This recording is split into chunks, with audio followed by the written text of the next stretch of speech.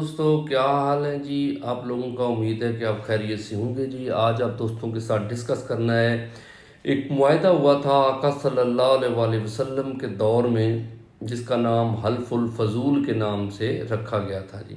उसकी वजह क्या है जी, आप याद रखिएगा कि अरब कबाइल जो थे वो मतलब एक स्कैटर्ड फॉर्म में गवर्नमेंट चलती थी। सिर्फ एक कबीले का सरदार जो है वही फैसले करता था।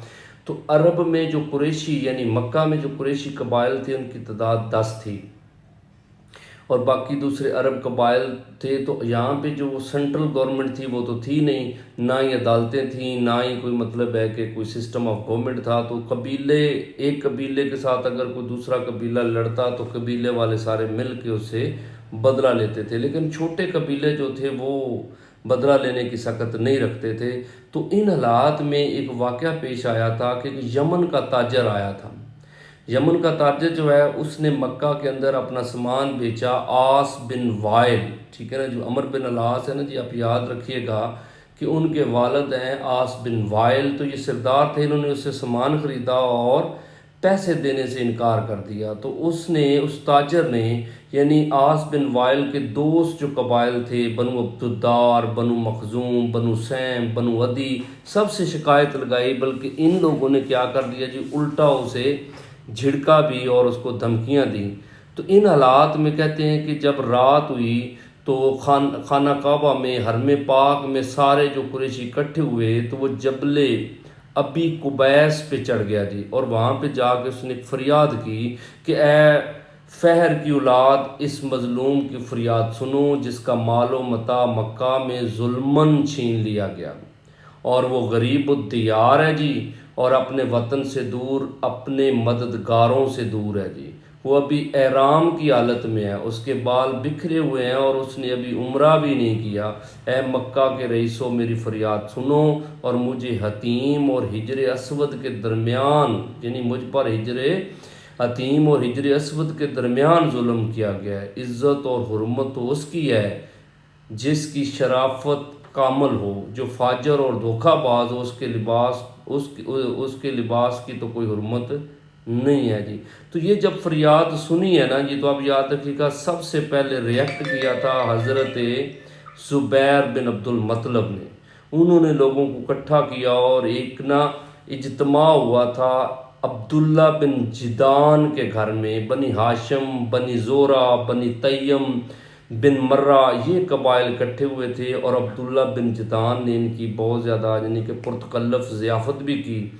और ये सारे लोग जो थे ना जी, उन्होंने मतलब मुआहदा किया कि वो सब मुत्तहिद होकर ज़ालिम के ख़िलाफ़ मज़लूम की मदद करेंगे, यहाँ तक कि ज़ालिम मज़लूम को उसका हक़ अदा कर दे, और हम इस ऐद पर पाबंद रहेंगे।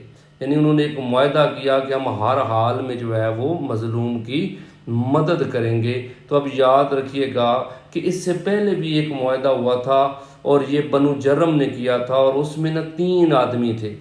मुआहदा इसी तरह का था। तो अब याद रखिएगा तीनों बंदों के नाम फ़ज़ल से स्टार्ट होते थे। फ़ज़ल बिन फ़ज़ाला, फ़ज़ल बिन वदा और फ़ज़ील बिन हारस। इस वजह से इस मुआहदे का नाम जो है कि वो हल्फुल फजूल रखा गया जी। तो अब याद रखिएगा कि आस बिन वाइल को मजबूर किया गया कि वो क्या कर दे जी, वो मज़लूम के जो है वो सामान जो है वो वापस कर दे। तो इस मुआहदे में सरकार दो आलम सल्लल्लाहु अलैहि वसल्लम ने शिरकत की।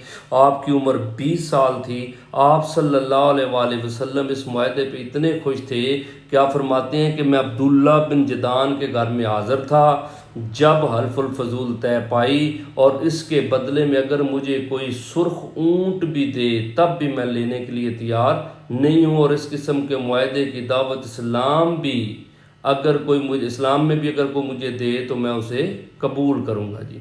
और ये मुआहदा जो है कि ये फिर लॉन्ग टर्म चलता रहा है जी। और अब याद रखिएगा जब भी किसी बंदे को कोई इशू होता था तो फिर वो इसी तरह मज़लूम की मदद की जाती थी। अब याद रखिएगा कि आका सल्लल्लाहु अलैहि वसल्लम के मतलब है कि 2 दफ़ा का ये वाक़या है कि एक दफ़ा अबू जहल ने एक मतलब है कि परदेसी से इसी तरह माल ले लिया और पैसे देने से इनकार कर दिया।